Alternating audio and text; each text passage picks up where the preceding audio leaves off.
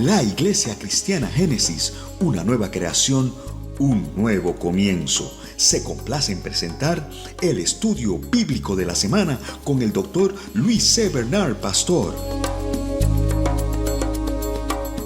Bien, ¿lo tienen, hermano? Amén. A ver, vamos. Carlos, ¿tú nos presentas en la sentada?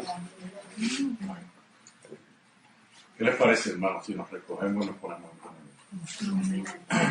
Amado Dios, Jehová, en el nombre de Jesús, nos llegamos a ti en esta hora. Te pedimos que tu palabra fluya, Señor, que tú nos abras el entendimiento, Señor, que podamos estar atentos a lo que tú nos quieres enseñar en esta noche.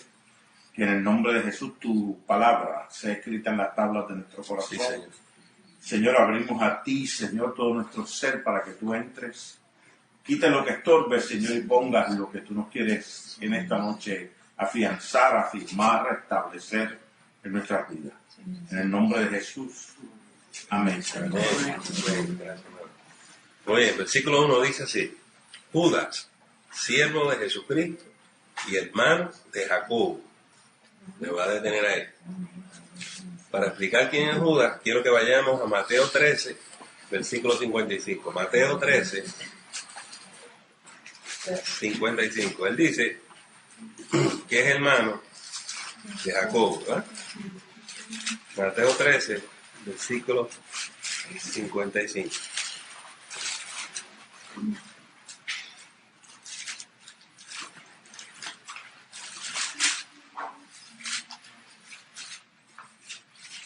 ¿Lo tienen? Amén. Mateo 13:55 dice: ¿No es este el hijo del carpintero? ¿No se llama su madre María? Y sus hermanos Jacobo, José, Simón y Judas. ¿Ven que Judas y Jacobo son hermanos? Pero este Judas y Jacobo son hermanos de Jesús. El libro que vamos a leer esta noche es escrito por un hermano de Jesús. No era el cristiano más importante, el más importante era su hermano Jacobo, que literalmente fue el líder de la iglesia en Jerusalén. Pero Jacobo perdió su vida, ¿también? El que queda es Judas. Esto de las cosas más peculiares y más importantes que tenemos en el Nuevo Testamento. Pocas personas entienden esto y lo saben, ¿verdad? Que después que Jesús muere y resucita, sus hermanos se convierten y siguen a Jesús. Pero quiero hablar un poquito de eso. Dice los hermanos de Jesús. Él tiene hermanas también. Entonces, una de las preguntas que siempre la gente dice: ¿de dónde salen tantos hermanos y tantas hermanas? Para contestar esa pregunta, tenemos que ir para atrás un poquito. Y ustedes saben que María quedó embarazada, no de José, sino del Espíritu Santo. ¿De quiénes son estos hijos? Hay gente que dice que José murió, y por eso ustedes van a ver que de ahí en adelante Jesús se encarga de su familia y su mamá, y por eso él empieza su ministerio a los 30 años, porque él tiene que esperar que sus hermanos y sus hermanas crezcan. Él literalmente se convierte en el proveedor de su hogar y de su familia. ¿Sí? Él era el hermano mayor. ¿Sí? Por otro lado, hay teorías que dicen: no, esto es que José dejó a María. ¿Se acuerdan que él no quiso divulgar? Porque obviamente la muchacha iba a morir. Él se queda callado, el Señor le dice que se case con la muchacha y él lo hace, pero él no está muy contento. Y supuestamente, según la historia, él dice, él esperó un tiempito razonable y se salió y se divorció y se fue. José tiene otras esposas y tiene otros hijos, y estos son los supuestos hermanos de Jesús. Teoría, nadie tiene evidencia de nada. Pero por otro lado, dice la palabra que Jesús fue el primogénito, queriendo decir que Jesús fue el primer hijo de María.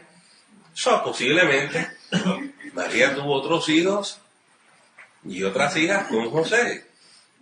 O quién sabe, si José murió y ella... Hay gente que dice que se volvió a casar, pero nosotros no tenemos evidencia de eso, de que María se volvió a casar.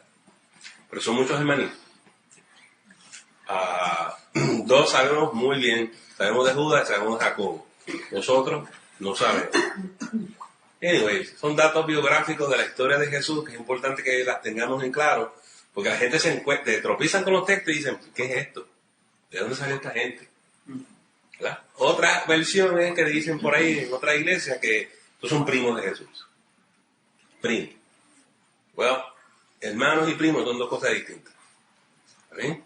So, vamos a irnos con lo que dice la Escritura, es hermano de Jesús.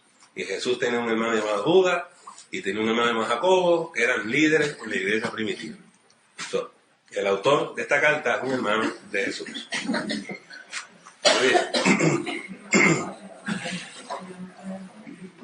Estamos todos acá, ¿verdad?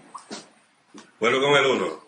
Judas, siervo de Jesucristo y hermano de Jacobo, a los llamados santificados en Dios Padre y guardados en Jesucristo, misericordia y paz y amor sean multiplicados.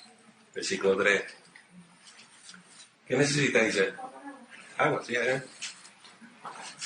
En la otra puerta. Mis amados, versículo 3. Por la gran solicitud que tenía de escribiros acerca de nuestra común salvación, me ha sido necesario escribiros, exhortando que contendáis ardientemente por la fe que ha sido una vez dada a los santos. Hay que contender ardientemente por la fe. Now, el uso de la fe aquí no es como nosotros decimos, fe de salvación. No estamos hablando de eso.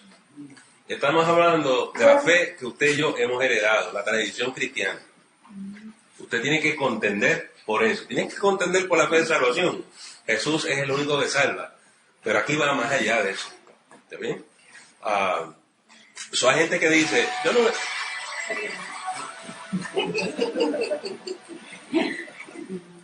hay gente que dice, yo no mezclo la política y la religión. Bueno, yo tengo que como ministro, y ustedes me han visto en las últimas semanas fuertemente, demarcando las líneas de lo que nosotros tenemos que hacer. Pero no hay duda que en este país, en todos nuestros países, sí mezclan la política y la religión.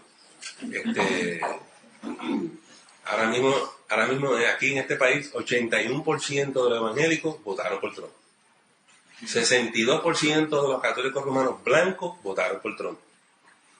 Los únicos grupos grandes de cristianos que votaron por Hillary fueron los católicos romanos hispanos. ¿Bien? Claro, que su gran mayoría son mexicanos, ¿no? Y ellos son católicos. En la política de Estados Unidos hay una división enorme. Los protestantes y los católicos están con Trump. La mayoría de las otras personas están con Hillary. Para bien o para mal, esa realidad existe. Por eso yo lo tomo muy en serio desde el púlpito, que eso no pasa en nuestra iglesia. ¿Está bien?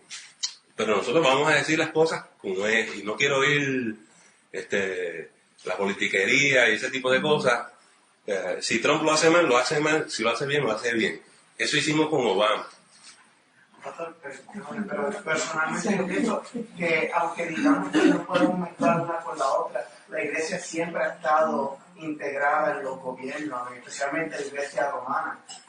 Cuando los reyes tenían un advisor que era un obispo o algo de esa... Sí, tú tienes razón. Tú tienes razón. La diferencia aquí es la aglutinación de los evangélicos y los protestantes y los católicos con los republicanos y el otro partido al otro lado. Es un proceso que hay que ver. Si nos dejamos arrastrar por las fuerzas del mundo, van a pervertir el evangelio. Somos una iglesia cristiana, nosotros no somos el partido republicano. ¿Usted me entendió? Y entonces hay que tirar la línea desde ya. Y yo voy a contender por la fe. Y yo sigo pensando que cada ciudadano tiene derecho a su voto, vote en libertad como usted quiera, ¿verdad? Pero yo quiero contender por la fe, pero no de esa manera. No dentro de un partido político. Yo creo que eso es vender nuestra alma. Para mí. ¿Está bien? Hay razones sociales por las cuales los cristianos en este país están apoyando el Partido Republicano. Eso es un análisis para otro día, no para esta noche. Nosotros estamos en la carta de Judas, pero le estoy diciendo lo que está pasando, porque ya aún aquí está ese issue, si nos vamos a unir a los romanos o no. Y yo quiero que ustedes sepan que en el año 321, finalmente los cristianos y el sistema político de los romanos se unen. Y la iglesia se convierte en la iglesia del Estado. Es la religión oficial. O sea, que ustedes sepan que no es muy distinto a lo que nos está pasando hoy. Lo que tenemos que velar es que no nos pase el mismo fin que le pasó a esta gente. ¿Entienden? Yo no tengo problema de que la gente vote por un partido político o el otro. Pero pedir que mi iglesia se endose una agenda política en un partido político, yo creo que eso está fuera de serie, ¿no? O sea, nosotros tenemos que velar por eso. Y me excusan, porque hay gente que no entiende lo que yo estoy peleando, pero lo estoy peleando porque yo sé lo que está pasando. ¿Está bien? Pero hay que contender por la fe. Y si los republicanos traicionan a los evangélicos, porque los partidos políticos prometen mucho. ¿Entiendes? Entonces, ¿qué se hace toda esa gente? Pues, eso les pasó a ellos por estar con esa cosa. Es lo único que yo... Sí. No se supone que nosotros estemos haciendo eso, pero vamos a contender por la fe y velar por el bienestar del evangelio y de nuestra iglesia, ¿verdad? Muy bien. 4. Porque algunos hombres que entrando... Perdón, porque algunos hombres... Estoy en el versículo 4. Porque algunos hombres han entrado encubiertamente, los que desde antes habían sido destinados para esta condenación, hombres impíos, que convierten en libertinaje la gracia de nuestro Dios y niegan a Dios, el único soberano, y a nuestro Señor Jesucristo. Ok. Como ustedes no saben el contexto de lo que está hablando, en esta época hay un grupo que los teólogos le llaman los antinomianos. Gente que está en contra de la ley, y específicamente la ley de Dios. Y son los que promueven el libertinaje. So, por primera vez ustedes van a escuchar una teología que todavía está corriendo por aquí, pero viene de esta época. ¿Cómo se llama? Nomiano. Ok. ¿Qué es lo que promueve este grupito? Y van a ver luego otros versículos que dicen, ahora es que hace sentido. Miren lo que dice esta gente. Esta gente dice que lo que se salvó fue mi alma. La parte de adentro mía. Yo nací de nuevo en el espíritu. ¿Qué pasa con la carne? Pues ellos dicen que la carne va para la tumba. No importa lo que tú hagas con tu carne, el espíritu es salvo. Eso podemos pecar, podemos hacer de todo. Eso es en la carne. La carne no hereda el reino de los cielos. Desde que se inventaron las excusas. De ahí es que a veces la gente viene con el salvo siempre salvo. ¿Entendió? Porque no hay juicio, no hay condenación, no hay que rendir cuenta. Lo que tú hagas en la carne se queda aquí. Yo soy salvo y me voy con el Señor en el espíritu. Bueno, la teología cristiana bíblica nos dice que somos responsables también de este cuerpo. Y tenemos que ejercer buena mayordomía. Es más, el cuerpo es templo del Espíritu Santo. No es como lo dice esta gente. Por eso los acusa de libertinos. Y ese tipo de libertinaje anda por ahí. A veces hay gente que habla de la seguridad de la salvación y caen en este libertinaje. Es como cuando alguien dice yo creo en Dios, tú tienes que preguntarle ¿en cuál Dios? Cuando alguien te dice a ti yo creo en la seguridad de la salvación, usted tiene que pedirle cómo usted define eso, cómo usted explica eso. Porque hay una manera apropiada y hay otra manera que no es apropiada. Es como la predestinación. Hay una predestinación bíblica. Yo no creo en la predestinación de Calvino, pero yo creo en la predestinación bíblica. O sea, el problema no es la predestinación, es cuál predestinación tú tienes. Cuando alguien dice, yo creo en la predestinación, ¿cuál de ellas? Pero eso es lo que la gente no explica. ¿Qué es la seguridad de la salvación? Cuando usted la explica correctamente, es lo que dice aquí en el primer versículo, dice que Jesucristo nos guarda. ¿Usted vio eso al final? Las últimas dos palabritas, y guardados en Jesucristo. Jesús está diciendo en los evangelios que nosotros estamos en las manos de ¿quién? Del Padre. ¿Y quién nos puede arrebatar de sus manos? Nadie. Nadie. Pero si usted quiere, usted puede salirse de las manos del Señor. ¿Usted entendió la diferencia? Mientras usted mantenga su fe firme y persevere en su fe, usted no tiene preocupación ninguna de perder su salvación. Y eso es la seguridad de la salvación. ¿Quién nos apartará del amor de Cristo? Ni en el cielo, no hay nada que nos pueda separar. Eso es seguridad de la salvación, explicado de una manera bíblica. O sea, hay muchos hermanos cristianos ahí asustados porque Cristo viene en el rapto, pastor, me quedo, me voy. Muchachos, si tú crees en Jesucristo, tú te vas. ¿Tú me entiendes? Nada, si tú eres de los que estás en rebelión, en desobediencia, en pecado, te apartaste, es otra cosa. Si tú te alejas del Señor y tú laceras tu relación con el Señor, eso es un problema. Pero si tú perseveras en tu relación con el Señor, ya es otra cosa. No hay manera que tú no te vayas con el Señor. ¿Me explico? Pero hay gente que dice, yo creo en la salvación, en la seguridad de la salvación, y lo que ellos quieren decir es, no importa cuánto yo peque, soy salvo. Salvo, siempre salvo. Puedo mentir, puedo hacer esto, soy salvo. Bueno, eso no es una buena definición de la seguridad de la salvación. Cuando alguien tiene una mala definición, hay que decirle no. No. Y en nuestra iglesia creemos en la seguridad de salvación de la manera bíblica. Pero en ese otro tipo de definición, no. Por eso hay gente que no entiende cuando alguien me dice, pastor, ¿por qué usted cree eso? Yo le digo, depende. Porque depende cómo tú defines las cosas. Si tú crees en el Dios bíblico y que solamente conoces al Padre a través de Jesucristo, estoy contigo. Si tú me dices que el Dios tuyo es un pajarito, no estoy de acuerdo contigo. ¿Verdad? Hay que tener mucho cuidado con los falsos maestros y los falsos predicadores, porque ellos te dicen cosas que parecen ser bíblicas.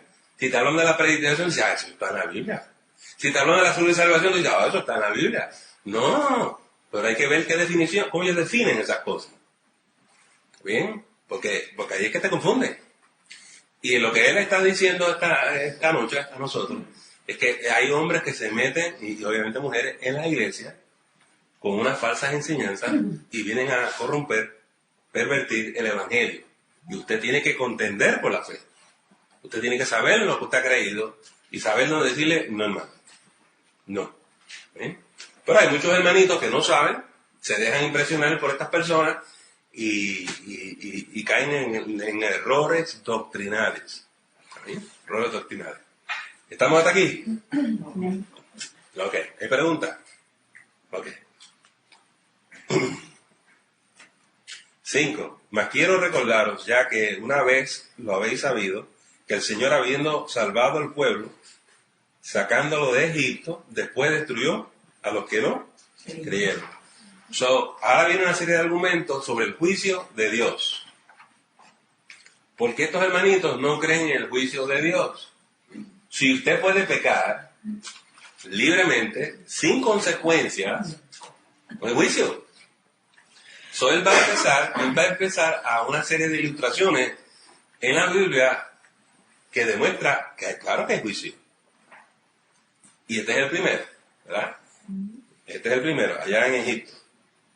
6. Y a los ángeles que no guardaron su dignidad, sino que abandonaron su propia morada, los ha guardado bajo oscuridad, en prisiones eternas, para el juicio del gran día. Ustedes saben, en Génesis capítulo 6, los ángeles que descendieron y tuvieron relaciones sexuales con las mujeres, Dios cogió esos ángeles y los encarceló. El autor está diciendo, castiga no solamente al ser humano, castiga a los ángeles. ¿Quién se va a escapar del juicio de Dios? ¿Sí? Versículo 7. Como Sodoma y Gomorra y las ciudades vecinas, las cuales de la misma manera que aquellos, habiendo fornicado e ido en pos de vicios contra naturaleza, fueron puestas, por ejemplo, sufriendo el castigo del fuego eterno. Los vicios contra naturaleza es un hombre con una mujer y una mujer con otra mujer. ¿Sí? Eso es en contra de la naturaleza. Dios, ¿qué yo dije? Ay, perdón. Me caí de la cama, man. Sí. Dios estableció que el hombre fuera para la mujer y la mujer para el hombre. Eso es lo natural. Contra la naturaleza, irte contra la naturaleza divina. El diseño de Dios. Un hombre con un hombre, y una mujer con una mujer. Yo digo, versículo 8. No obstante, de la misma manera, también estos soñadores mancillan la carne, rechazan la autoridad y blasfeman de las potestades superiores. Ya ustedes ven estas personas que mancillan la carne. Yo no necesito explicar eso, ¿verdad? A mí, se arrastran por ahí. Rechazan la autoridad de Dios y blasfeman las potestades superiores. Las potestades superiores aquí son los ángeles, la jerarquía de ángeles. Y él da un ejemplo. Pero cuando el arcángel Miguel contendía con el diablo, disputando con él por el cuerpo de Moisés, no se atrevió a proferir juicio de maldición contra él, sino que dijo, el Señor te reprende. Para los hermanitos que creen que pueden insultar a Satanás y a Lucifer, y a veces yo lo veo en la televisión diciendo cosas, ellos no saben lo que están haciendo, ¿verdad? Lucifer, el chico es un travieso, pero sigue siendo un ángel, caído, pero un ángel. Es un ser que en estos momentos tiene capacidades mucho más mayores que las suyas y las mías. Pero cuando resucitemos y el Señor nos transforme, ya vamos a estar en otro nivel. Pero ahora mismo es una potestad superior. Sencillamente lo es. Eso no quiere decir que le vamos a rendir culto. Eso quiere decir que nosotros tenemos que agarrarnos del Señor y el nombre de Jesús para enfrentarlo. ¿Sí? Cuidado con los predicadores que los quieren impresionar a ustedes y ahí andan dándole de patadas al diablo y qué sé yo. Mucho cuidado con eso, ¿verdad? Mucho cuidado con eso. Correrlo, echarlo fuera, amén, en el nombre de Jesús. Pero usted no pelea con Satanás. Usted va a pelear. Usted va a pelear. Usted gana en Cristo. Eso son dos cosas bien distintas. ¿Está bien? Muy bien. El problema que hay con este texto, yo sé que esto va a ser nuevo para ustedes. Ese texto viene de la asunción de Moisés, la ascensión de Moisés. Es un texto de un libro apócrifo. Él está citando dos libros. Es importante que ustedes sepan que son libros apócrifos, porque esta cita viene de ahí y no es la única. Más tarde van a ver otra cita de otro libro extra bíblico. Cuando llega Malaquías en el Antiguo Testamento, más o menos en el año 400 antes de Cristo, dice la Biblia, no hay profeta en Israel. Como no hay profeta, no hay libros inspirados. No solamente no hay palabra viva, nadie puede sentarse a escribir ningún libro de inspiración divina. Por 400 años no hay profetas en Israel, hasta que llega Juan el Bautista y llega Jesús. ¿Qué pasó durante esos 400 años? ¿La gente dejó de escribir? No. Especialmente a los judíos, hay muchos libros. Esos libros que se escribieron en esa época es la historia de lo que le pasó al pueblo de Israel del año 400 antes de Cristo hasta Cristo. Todos esos escritos se llaman los libros apócrifos. ¿Qué quiere decir apócrifos? Libros escondidos. ¿Por qué son libros escondidos? Porque no aparecen en la Biblia, están por allá en otro sitio, ustedes no los ven. Eso es todo. Entonces se ha formado una discusión entre católicos romanos y protestantes. Porque en la Iglesia Católica Romana se decidió incorporarlos entre el Antiguo Testamento y el Nuevo Testamento, porque esos 400 años, esos libros son el puente.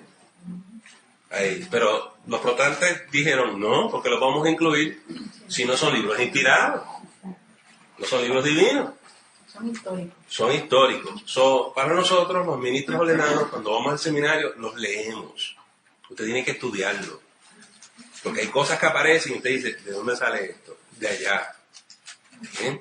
Y todo lo que es son historias, no es nada más. Es más, muchos de esos libros son interesantísimos, porque si los mismos católicos romanos lo leen, dejarían prácticas como los santos y las estatuas y todas esas cosas. Es muy interesante, porque ellos los tienen ahí en la Biblia y no los leen. Yo no estoy promoviendo que los pongamos nosotros en la Biblia, pero hay gente que dice cosas que las dice sin entender. Que son libros diabólicos y eso es del diablo. Esos son libros de historia del pueblo de Israel. Eso es todo lo que es eso. Y si usted no los quiere en su Biblia, pues compre una Biblia evangélica, ya eso es todo. ¿Sí? Los católicos romanos tienen que explicarle eso a su gente. Y ese es el problema de ellos. Yo no soy católico romano. Muy bien. Ese es el misterio. Esa cita, porque usted tiene que preguntarse, ¿cómo es que Judas, de dónde Judas saca esto de que Moisés, el arcángel Miguel, está luchando con el diablo? Sale de ese libro que se llama La Ascensión de Moisés. ¿Me entendió? Él está citando de allá. Ok. Versículo 10. Pero estos blasfeman de cuantas cosas no conocen, y en las que por naturaleza conocen, se corrompen como animales irracionales. Estos individuos se creen que saben más que los demás, pero lo que están diciendo en palabras nuestras, ¿verdad? Son muchos errores y muchas tonterías, por no usar unas palabras más fuertes. Versículo 11, hay de ellos porque han seguido el camino de Caín. ¿Qué fue el camino de Caín? Caín buscó lo suyo. ¿Por qué él mató a su hermano Abel? Porque cuando llegó el momento de la ofrenda a Dios, él le quiso entregar a Dios algo que él hubiese hecho. Esto lo hice hecho. Abel no. Abel le devolvió al Señor lo que Dios mismo había hecho. Dijo, mira, aquí está. Abel lo único que está haciendo es reconociendo al Señor y diciendo, todo lo que yo tengo, lo tengo porque tú me lo has dado. Caín fue un presumido, dijo, esto lo hago yo, esto es mío. Y ese es el pecado de Abel. Cuando Dios reconoce a Abel, el pecado de Caín, cuando Dios lo ve, este se enfureció tanto que lo mató. ¿Está bien? Son estas personas, estos libertinos, que se atreven a insultar las potestades superiores, que son unos presumidos, y pecar, y faltarle el respeto a Dios porque están en contra de la autoridad de Dios, violan todas las leyes divinas, son como Caín. Y ustedes saben lo que le pasó a Caín. ¿Está bien? 11. Hay de ellos porque han seguido el camino de Caín y se lanzaron por el lucro en el error de Balaam. Ustedes saben que Balaam es un profeta que cuando el pueblo de Israel está entrando, saliendo de Egipto y entrando, cruzando el desierto, se alarmó y el rey de Edom pues, quiso darle dinero para que los maldijere, ¿verdad que sí? Hay gente que usa las cosas de Dios para lucro personal. Y esta gente, si les gusta tanto el pecado, ¿por qué no se van para el mundo? Porque están en la iglesia confundiendo a los otros hermanos. Eso es lo mismo que hoy en día.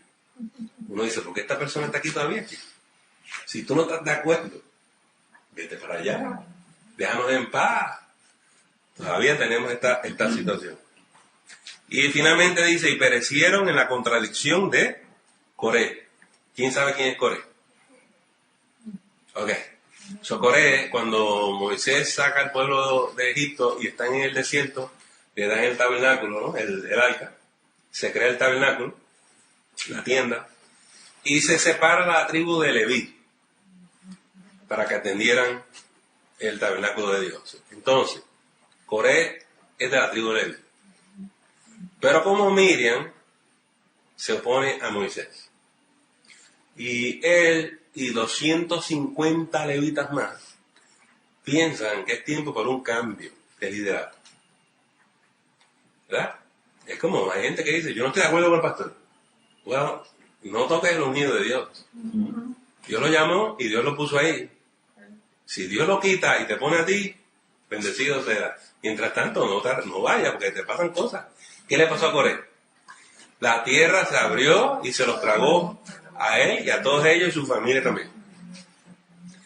Y no solamente murieron 250 y las familias, ¿no? Ese día. Después Dios desató fuego y mató casi 15,000 personas. Todos los que estaban con él. Miriam aprendió una lección muy difícil. Déjenme decirle que Moisés y Aarón se tuvieron que tirar de rodillas a pedirle al Señor que parara la cosa. Y así es que se salvan. Así es que se salvan, sobrevivieron los demás. Lo que el autor nos está diciendo es, Dios es amor, pero un fuego consumidor. Claro que hay juicio, claro que hay castigo. Y mejor, vamos a ayudarnos aquí hoy, porque lo que nos espera no es nada bonito. Dios va a enfrentarnos, punto. Porque hay un juicio final. Porque va a enfrentarnos. Bueno, nosotros no, porque somos salvos. Pero la gente del mundo. Aún dentro del campamento, aún un levita, miren lo que le está pasando. 12. Estos son manchas en vuestros ágapes. ¿Qué son los ágapes? La comunión. Compartir. Compartir. Reunión, ¿no? Sí, reuniones, son reuniones de amor, las cenas del amor. Yo les he dicho a ustedes en la iglesia que la Santa Cena, la manera que esto se hacía, se daba el culto. Y al mediodía había un almuerzo. Y ese almuerzo era un ágape. Nada. ¿Por qué la iglesia primitiva hacía eso? Claro. Porque esos cultos eran en los hogares, en las casas. O sea, que nos reuniéramos aquí el domingo en la mañana. Una vez se acaba el culto a las 12, se sirve el almuerzo. Ese es el ágape. No solamente es la fiesta del amor, la cena del amor. Eso es lo que nosotros le llamamos hoy en día la Santa Cena. Esa es la comunión. Y partíamos el pan y tomábamos la copa. La única razón que hoy en día tenemos la olea y la copita de jugo de uva es porque después de Constantino, en el 325, ahora las iglesias se salen de las casas y tienen propiedades, terrenos, construyen templos y empezaron a hacer grupos enormes, no de 20 o de 25, sino de 200 y 300. Y ahora no es igual yo tirar un almuerzo para ustedes a tener que tirarlo para 300 personas. ¿Y quién paga todo eso? Para procesar la gente más rápidamente, se inventaron la comunión como nosotros la conocemos hoy. Una olea y una copita de uva. Tú los procesas. No importa si tu iglesia es de 500 o de 1000. ¿Ven? Pero la comunión, la cena, era literalmente una comida. Recuérdense que Pablo tenía este mismo problema en Corintios. Que la gente, cuando iba al ágape, se emborrachaban. ¿Recuerdan? Y traían la comida, pero entonces unos se adelantaban y comían y se emborrachaban, y los que no tienen nada, pues no tienen nada. Eso no es una fiesta de amor. Si tú vas a tener un banquete y tu hermano está allí y no puede comer nada. Eso es tomar la cena indignamente. Cuando alguien diga a usted que es un ágape, usted tiene que saber el contexto histórico y tiene que irse para atrás 2000 años para entender lo que eso significa. Cada vez que nosotros hacemos, que por ahí no está Marisol, que Marisol nos ayuda a hacer una comida de esa, eso es un ágape. Todos los domingos, imagínate. Sí. Bueno, ya nosotros no lo hacemos así, ¿verdad? Y hay unas razones por las cuales no. Y por eso la iglesia cristiana dejó esta práctica. Porque es fuerte todos los domingos hacer una comida para todo el mundo. ¿Ven? Ok.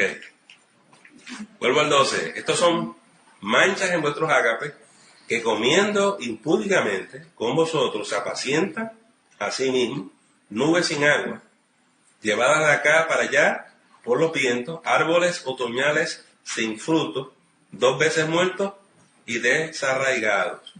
13. Fieras ondas del mar que espuman su propia vergüenza, estrellas errantes para las cuales está reservada eternamente la oscuridad de las tinieblas.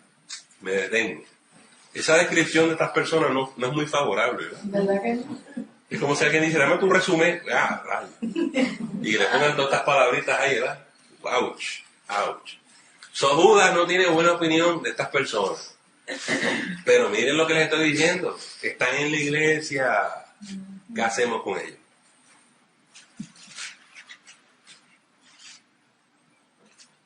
Educarlos. Amarlos. Pero nos van a contaminar.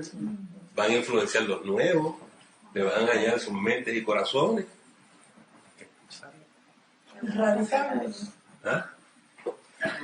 Exacto. ¿Perdón? A mí, eso es lo que nosotros hacemos, buscar los enfermos, o si somos como un hospital. Okay. So, ustedes ven el dilema. Nos dejamos ahí, retiramos la línea, los expulsamos. ¿Qué hacemos con la gente? Y este es el dilema que tenemos por más de 2000 y pico de años. ¿Sí? Por eso la gente dice, ¿por qué en cada iglesia que voy hay problemas? ¿Verdad? Por esto mismo. Y ustedes van a ver un poquito más adelante la solución de esto. No se las quiero adelantar hasta que lleguemos a ese versículo. ¿Okay? A ver. 14. De estos también profetizó séptimo desde Adán, diciendo, he aquí, vino el Señor con sus santas decenas de millares para hacer juicio contra todos y dejar convictos a todos los impíos de todas sus obras impías que han hecho impíamente y de todas las cosas duras que los pecadores impíos han hablado contra él. Estos son murmuradores, querellosos, que andan según sus propios deseos, cuya boca habla cosas infladas, adulando a las personas para sacar provecho. Yo no sé si usted quisiera una iglesia de gente como esta. Esto está horrible. Déjeme regresar al 14. De estos también profetizó Enoc. ¿Quién es Enoc? Yo que andaba con Elías. ¿Ah? Yo tengo aquí primer profeta. Ok. Primer astronauta. Ok. So, hay un libro de Enoc que no está en tu Biblia ni en la mía. Igual que la ascensión de Moisés. Este es otro de los libros que le estoy diciendo. Que están citando y no pertenece a nuestras Biblias. So, Enoc sí es un personaje bíblico, pero parte de lo que pasaba con los libros apócrifos en el Antiguo Testamento era que decían que eran profetas, pero no eran ninguno de los profetas. Eso pasó en el Nuevo Testamento. Déjenme hablarles. Hay una apócrifa del Nuevo Testamento. Por ejemplo, existe el Evangelio de Tomás, el Apocalipsis de Pedro. Hay una serie de números, de otros libros que no están en nuestra Biblia, pero que existen. La gente se pasa en el televisor diciendo, engañando a la gente y confundiéndola, ¿no? ¿Y por qué esos libros no los incluyeron aquí? Hay una razón bien clara por qué no están aquí. Porque no son de Dios.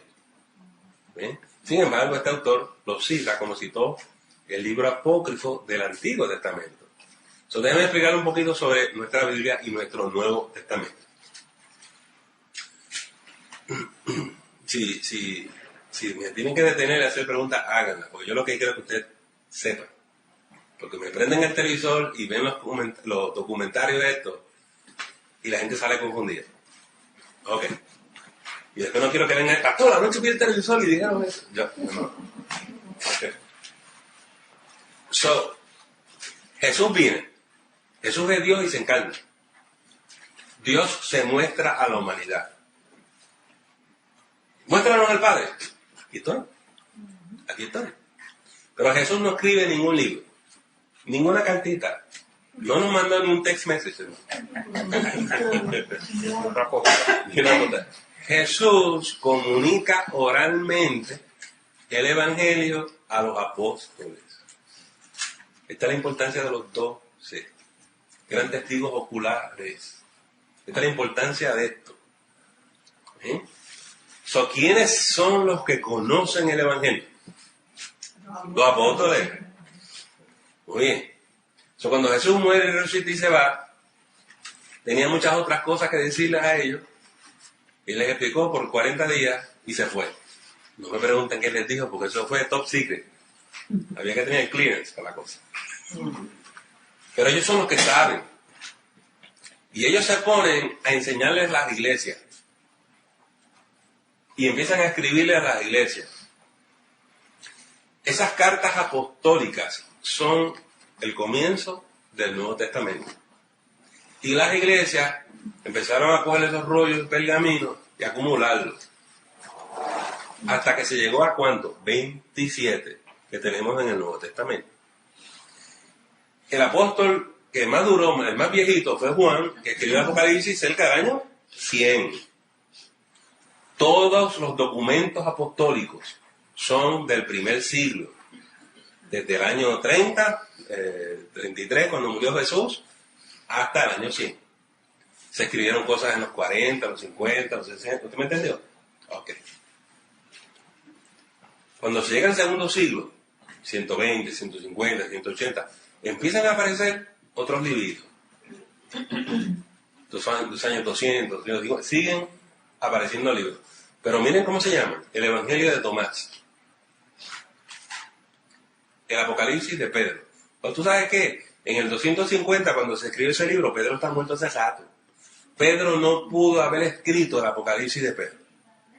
Y por eso es que nosotros sabemos que no es un libro divino inspirado por Dios y que no se puede incluir. Es que lo escribió Pedro, no lo escribió nada. ¿Usted me entendió? Pero ¿y el Evangelio de Tomás? ¿Por qué incluyeron aquellos cuatro? Porque Tomás se escribió posteriormente.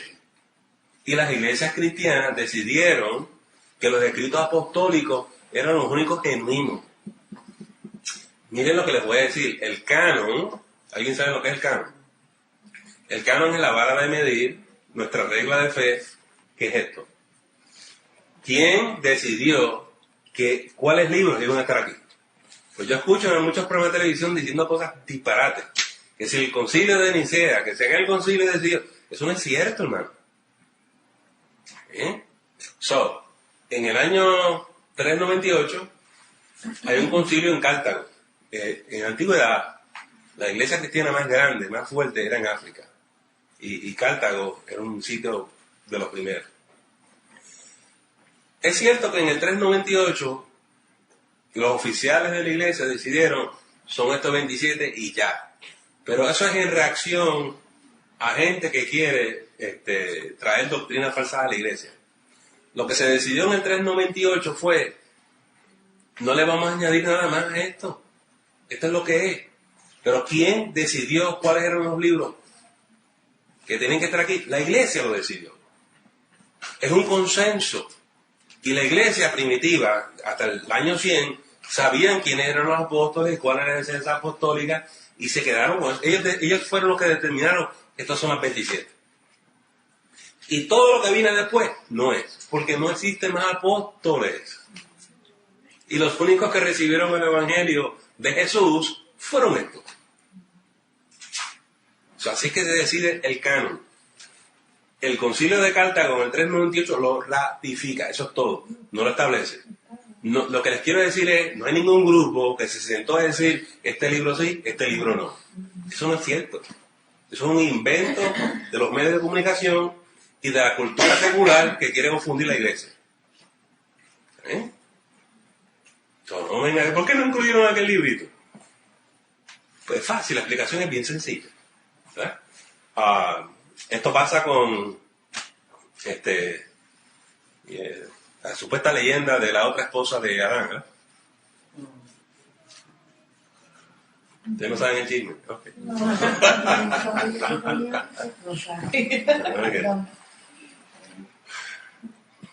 Yo sé por qué me metí en este chisme. La suerte. Termina. Tirada al medio. Okay. Supuestamente, Lilith es la primera esposa de Adán. Supuestamente, según la leyenda, Dios crea a Lilith, pero Lilith se pegó un demonio. Y ella es un demonio ahora. Y como Adán se quedó solo, Dios lo tuvo que crear a Eva. Y de esa leyenda de Lilith salen una serie de cosas. Y la gente cada rato viene y dice, sacaron el nombre de la primera esposa de aquí de la vida. No sacaron, no es tal cosa, tú sabes, eso es un invento de la gente. ¿Oye? Cuando ustedes escuchen eso por ahí, y si ven los programas, siempre aparece una mujer llamada Lili, tú sabes, y es bruja, y qué sé yo, y tiene poderes, de ahí es que viene eso. Y la gente está confundida, ¿no? Eso no es real y eso no es genuino. Lo único que les quiero decir es, cuidado con las películas, la televisión, los documentales, lo que la gente dice, porque eso es un invento. Confunden a mucha gente. De eso es que se está quejando Judas. De estas cosas, infiltrando la iglesia y dañando las mentes de los cristianos. Hay que contender por la fe. Hay que contenderlo. Dicho de paso, que usted sepa quién es Lilith. En la Edad Media se creó una distinción de diferentes demonios. Estaba el sucubus y el incubus. ¿Alguien sabe la diferencia entre uno y el otro?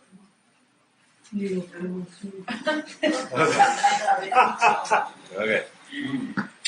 El incubus es el demonio masculino que quiere tener relaciones sexuales con las mujeres humanas.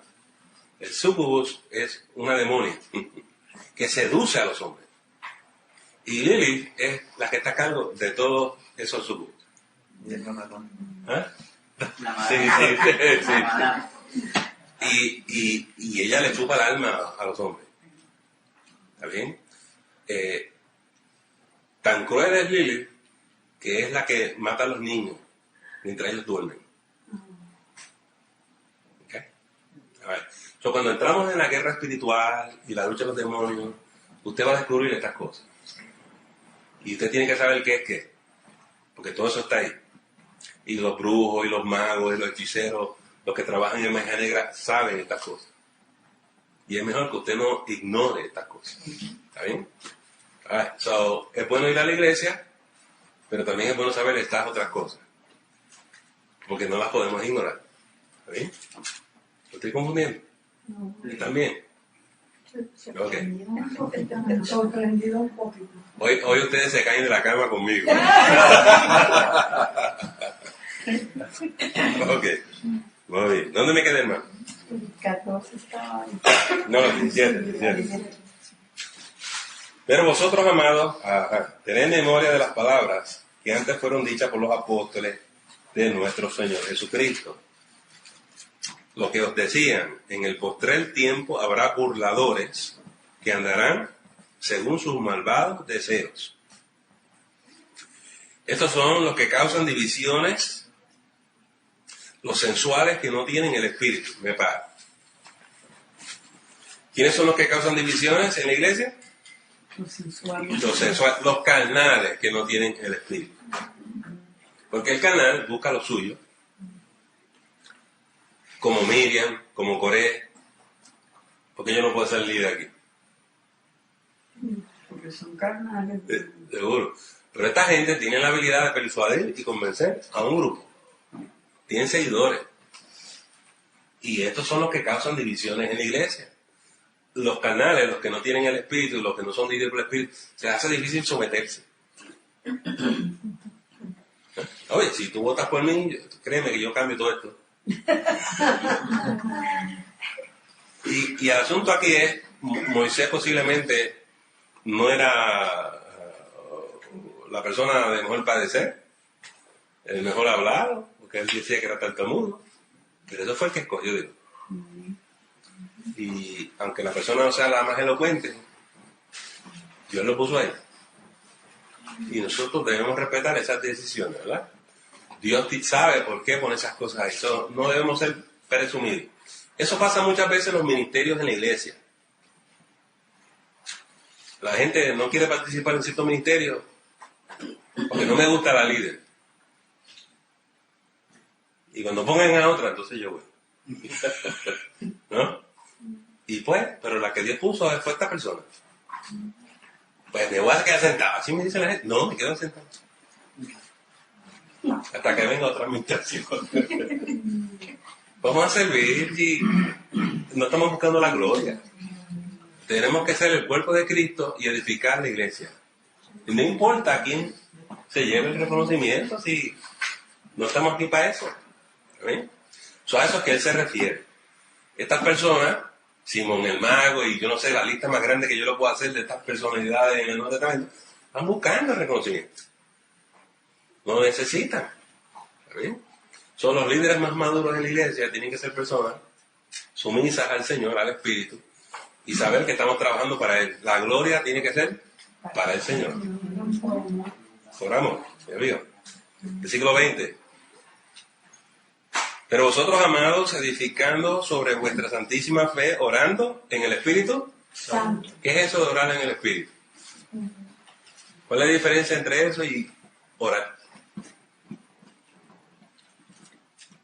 Porque hay que orar en el Espíritu Santo, ahí lo dice. Cuando oramos con el entendimiento y siempre buscando darle la gloria al Señor, es cuando el Espíritu de Dios se manifiesta. Pero a veces lo hacemos para que nos escuchen cómo oramos, entonces no hay vida, no hay, Okay. para que nos resuelva, no hay espíritu. So es posible orar en el yo. Yo oro. Yo hago esto. Yo le pedí al Señor esto. ¿Y qué es eso entonces de orar en el Espíritu? ¿Quién está orando? ¿Quién dirige esa oración? El Espíritu Santo. Porque el Espíritu Santo nos ayuda con nuestra debilidad y nos ayuda a orar como conviene. De ahí la importancia de buscar la llenura del Espíritu Santo. Hay gente que tiene un dilema inmenso con esto. ¿Cómo me lleno del Espíritu Santo? Lo primero que tenemos que hacer es ceder nuestra vida al Señor. Cederla, rendirse Rendirse a Él. y dejar que el Espíritu Santo tome control de tu vida. Que tú no estés dispuesto más a hacer tu voluntad, sino la voluntad del Señor. Y a lo mejor empezamos orando en el yo, pero tú tienes en esa transacción de decirle, Señor, Espíritu Santo, usted tú dirigiendo esto. Guíame, ilumíname. Y en un momento dado el Espíritu Santo va a tomar control. ¿Sí? Hay mucha gente que está teniendo dificultad con esto. Cuando hay diferentes encuentros en la vida cristiana, tenemos un encuentro con Jesucristo, pero tú tienes que tener un encuentro con la palabra. Es decir, esta es la palabra de Dios y me voy a rendir, me voy a someter, voy a vivir en obediencia. Pero también tienes un encuentro con el Espíritu Santo. Él mora en mí y yo voy a ceder, yo voy a menguar para que Él crezca. Esto es una decisión que cada persona tiene que tomar. Y el peligro de esto es que yo le puedo ceder el control al Espíritu Santo, pero lo puedo tomar para atrás. Me voy al Espíritu y regreso a la carne. Me voy al Espíritu y me voy al yo. Y ahí está la cosa. Todos los días tenemos que presentarnos en oración y decir, Señor, dirígeme a mí. Entregue mi encomienda. Es una cosa diaria, donde tú le puedes entregar el control al Señor o ir tú por ahí para abajo. Yo quiero decirle, el pastor se pasa con esto y me tiene cansado. ¿Sabes por qué me paso con esto? Tenemos problemas en los matrimonios, porque estamos en el yo. Estamos en el yo y las peleas son grandes. Cuando el matrimonio está en el espíritu, estas cosas cambian. Cambian. Queremos un matrimonio cristiano, tenemos que llegar a este nivel. Es un asunto bien sencillo, dice Jesús. Y cuánto más nuestro Padre Celestial le da al Espíritu Santo a cuánto se lo pidan. No es tan complicado. Lo difícil es rendirse. Esa es la difícil. Ok, la semana que viene vuelvo con el tema. 21. Conservados en el amor de Dios, esperando la misericordia de nuestro Señor Jesucristo para vida eterna. Ahora viene el problema. ¿Se prepararon? Amárrense bien y busquen el paracaídas. 22. Algunos que dudan, convencerlos. No hay problema. Hay gente que necesitan ser educados en la iglesia, ellos no saben, son nuevos, son bebés espirituales.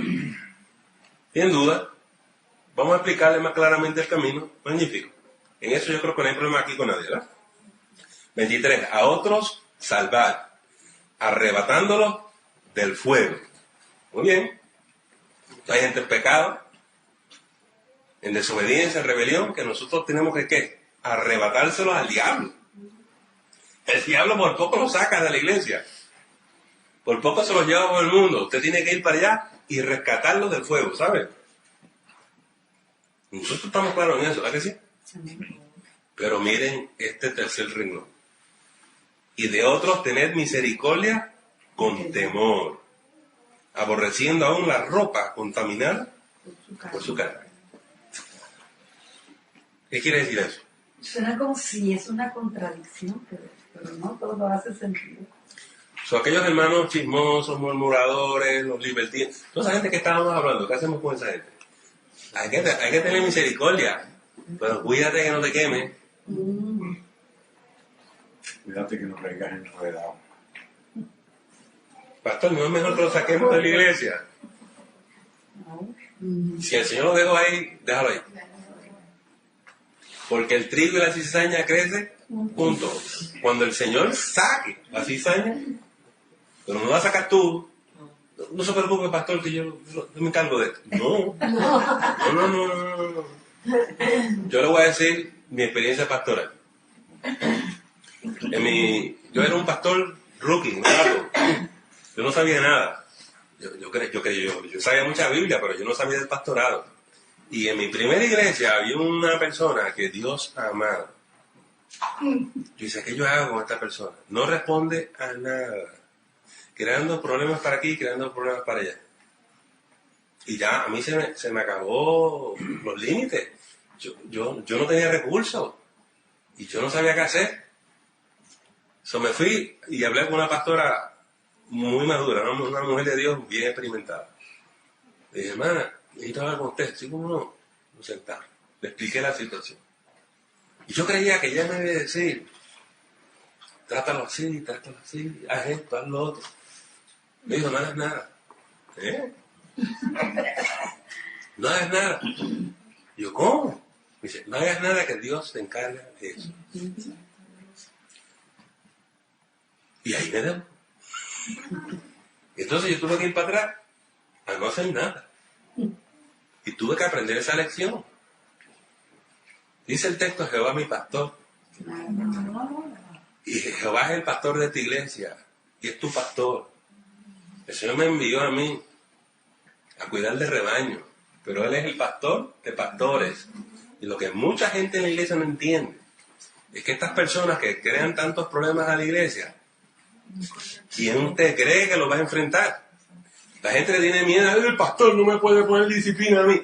No te preocupes, que la disciplina no te la voy a poner yo, te la va a poner él. Léete la carta de Judas. Mejor, sujétate al pastor y obedece al pastor y acepta la disciplina del pastor, porque la que te viene es peor. Y espéralo, porque es cuestión de tiempo. Entonces yo empecé a ver eso. Por eso que el apóstol dice, y nos exhorta, entregar eso al Señor. Y por eso, cuando hay gente así, ahora yo sé que voy a poner a la persona en oración. Señor, encárgate de fulano. Y eso es para temblar, ¿sabes? Eso es para temblar.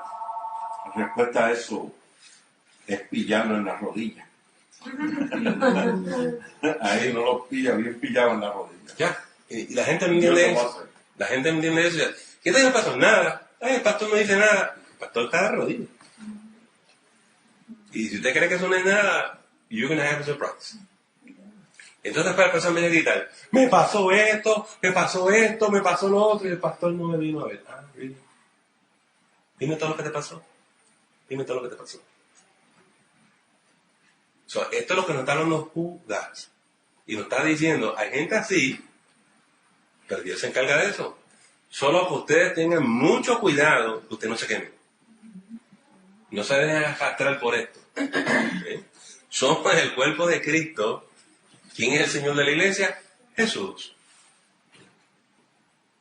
Yo fui enviado aquí a hacer una tarea, yo la voy a cumplir.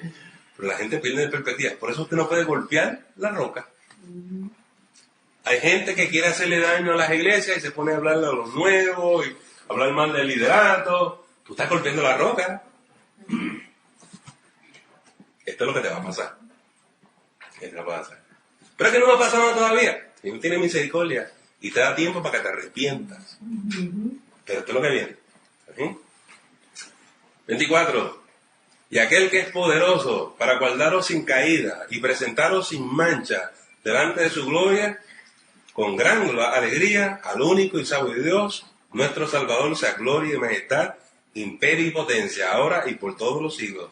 Amén. ¿Notaron la seguridad de la salvación ahí? Poderoso para guardarte sin caída. Tremendo, ¿no? Muy bien. Con esta cartita de Judas, hemos terminado el Nuevo Testamento, hemos ido carta por carta. Y ahora nos viene el Apocalipsis. Nos cayó en Navidad, ¿no? Nos cayó en Navidad. Vamos a ver cómo hacemos esto. vengan preparados, vamos a ir hablando de estas cosas. Yo le voy a contestar sus preguntas, pero yo no voy a ir versículo por versículo. Son muchos los capítulos de Apocalipsis. Yo no quiero estar aquí hasta el año que viene, ni me quiero tardar 6 meses en el Apocalipsis. Yo he dado los cursos de Apocalipsis, yo lo he dado, pero no estamos en un ambiente académico, ¿está bien? Y estamos en un contexto de iglesia. Yo quiero que ustedes tengan un entendimiento claro de lo que es el Apocalipsis, para qué se escribió, y su simbolismo y su significado. Pero no estamos en una clase de exégesis ni de hermenéutica aquí. Quiero hacer esas distinciones. Y quiero aclararle cualquier duda, porque la gente se pasa viendo películas y televisión y tienen 40 ideas. Yo no tengo problema. Vamos a hacer eso. Pero sé que es tiempo navideño, hay días festivos, hay viajes. Y yo sé que la gente va y viene en la época. Hemos caído en una época un poco complicada para esto, ¿está bien? Por favor, lean los capítulos del 1 al 4 antes de venir. No sé si ya usted tiene un plan para cuando terminemos Apocalipsis, qué es lo que has por venir. No he pensado en eso todavía. ¿Está bien? Pero ciertamente ustedes pueden ir pensando y sugerir. Podemos coger los profetas mayores, los profetas menores. Eso depende de lo que ustedes quieran. Literatura sapiencial. Me quedé como con la impresión de que iba a abundar algo más en Enoch. Puedo hacerlo, pero entonces me salgo a hablar de otras cosas, de otros libros, y no Judas. Y por eso fue que escogí hacer eso. Ya.